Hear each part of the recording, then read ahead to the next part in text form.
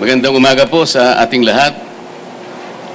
Ang paghahain ko po ng aking kandidatura sa araw na ito bilang isang independent senator ay kahayagan at katibayan ng aking malaon ng mithiin na maisulong natin ang ganap na pagkakaisa sa ating bansa.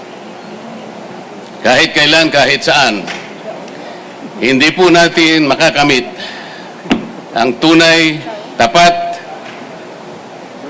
at mabilis ang paglilingkod sa lahat ng mamamayan kung wala pong pagkakaisa. Pati pagsulong ng ating bansa ay makokompromiso kung walang pagdadamayan at pagtutulungan sa isa't isa.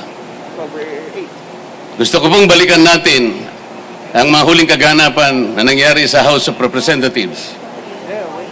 Napansin po niyo siguro nang dahil lamang sa aking pagtatanggol sa katarungan, sa katwiran at sa mga sariling tuntunin namin sa House of Representatives, ako po ay inaway ng ilan sa aking mga kasamahan na nauwi nga po pati sa paggagawa ng hopya. Ayaw ko po ng awayan, ayaw ko po ng pasiklaban. Ayaw din po ito ng ating mga mamamayan. Maraming salamat po.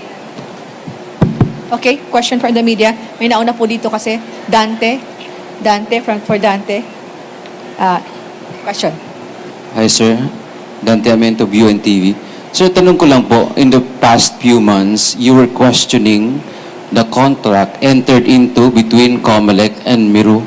And then, isa rin po kayo sa nag-bulgar ng alleged offshore accounts na allegedly kay Chairman George Erwin Garcia. Ang question ko lang po, sir, isa lang. Sa ngayon, kasi it is inevitable that you have filed your COC sa COMELEC na mayroon kayong question. Mayroon po ba kayong paniniwala sa integrity ng 2025 midterm elections? Thank you po. First of all, dahil po sa aking pagnanais na makapaglingkod sa mataas na level ng ating pamahalaan, ay napilitan po ako na mag-file ng COC, kagaya ng ginagawa ko sa araw na ito. At I do not want to fight two battles at the same time. Ang lahat po ng pangyayari ay may kani-kanyang panahon. Yun lamang po ang aking masasabi sa isyong yan. Malaya Business Insight. Gerard Naval po. Sir, good morning. Sir, noong 2022, tumakbo po kayo for senator also, but you withdrew at the last minute. What makes it different this time, sir? Sa ngayon po, ang aking paniwala ay ganap na po akong nakahanda. Sa dami po ng mga kababayan natin na nananawagan na sana'y makapaglingkod pa po ako sa mas mataas na level ng ating bansa, ay gusto ko pong paunlakin o paunlakan ang panawagan na yon na ngayon po ay talagang dumarami at lumalawak sa maraming panig ng ating bansa. One follow-up question po. Sir, does that mean to say na we won't expect you withdrawing anytime po? Wala na pong atrasan ito. Okay, next question is from Michael Rogas, Radyo Pilipinas. Hi sir, magandang umaga po. Michael Rogas po from Radyo Pilipinas. Yes, Mike. Sir, kumusta po yung allegation po ninyo laban po sa mga COMELEC officials?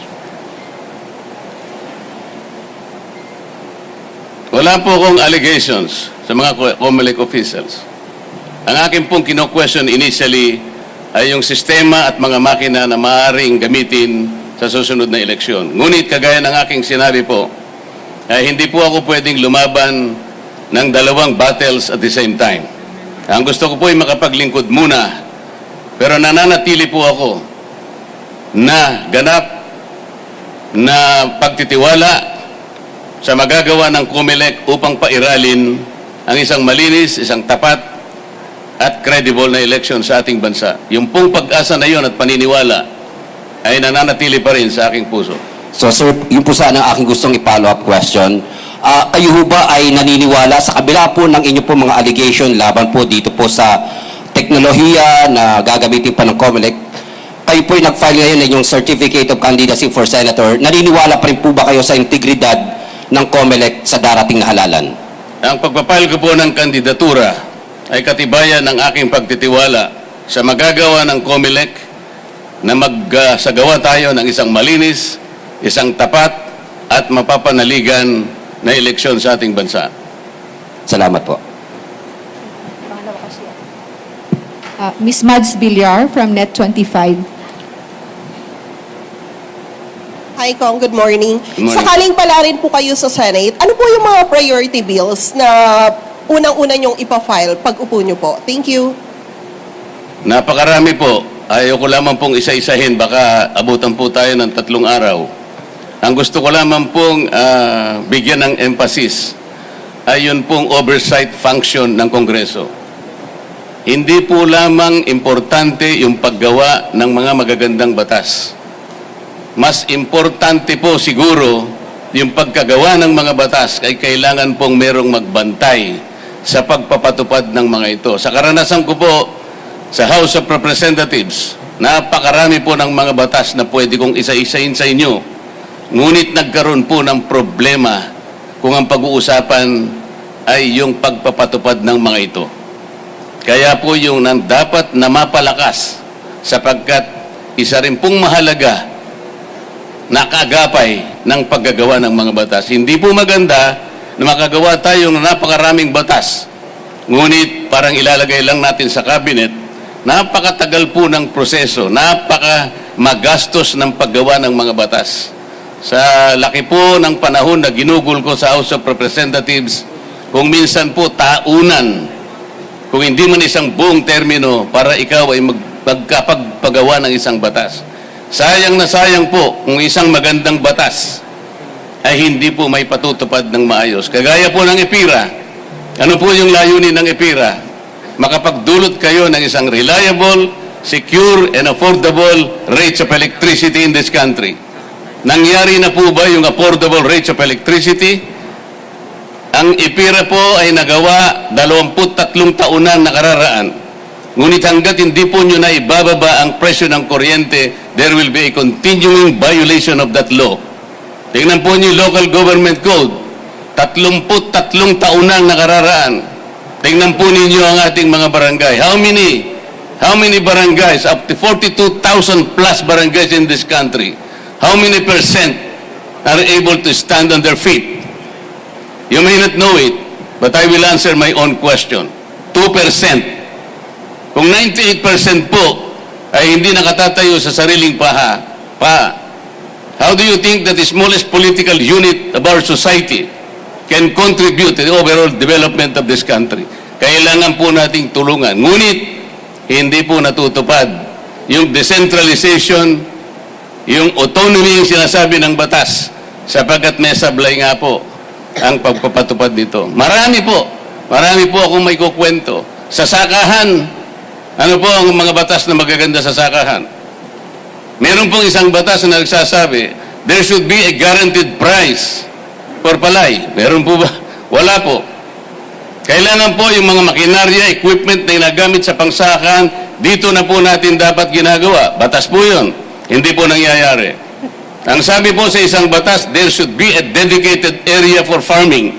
Kahit anong mangyari, huwag niyong i-convert ang mga yan. Ano nangyayari? Conversion dito, classification doon, land kahit saan nangyayari. Ang sabi pa ng isang batas, 25% of the total loanable funds of the banks, private and public, should be allotted to farmers and beneficiaries of agrarian reform. Nangyayari po ba? Hindi. Average per year is only 4%. Kaya ganito po tayo.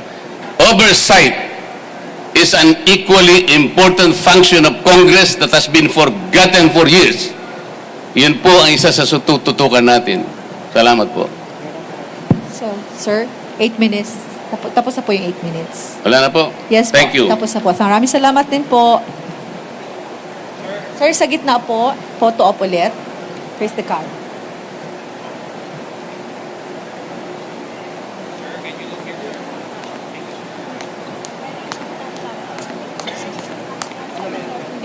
Okay. Ito, yun.